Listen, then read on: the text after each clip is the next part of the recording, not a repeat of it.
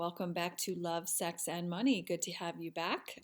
So, today I just want to very briefly talk about the power of physical touch. We live in a time where, there's been a lot of isolation.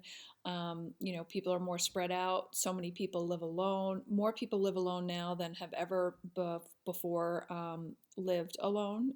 That's kind of a new phenomenon of so many people living alone.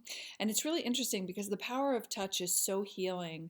They have actually found that a 20-second hug will calm someone's anxiety, it will lessen depression, and it actually balances out their immune system. Simply hugging someone for 20 seconds does all of that. Calms anxiety, balances out their immune system, and lessens depression. So physical touch is incredibly important. And it was really bizarre, but years ago I worked as a waitress, and I had a manager, who came up to me one time because I'm just a very physical touch is my love language, right? So I would have a lot of seniors come in, and I would kind of rub their back, and just absolutely like nothing sexual. It was purely just like a warm greeting from one human to another.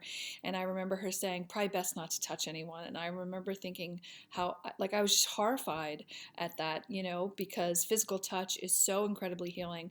And physical touch is one of the five primary love languages that people have. So the power of holding your lover's hand, the power of coming up from behind them and, putting your arms around them, the power of spooning, these are deeply healing, and they create incredible intimacy between you and your partner. So don't underestimate the power of touch, and especially non-sexual touch, just the simple act of like a hug or holding hands.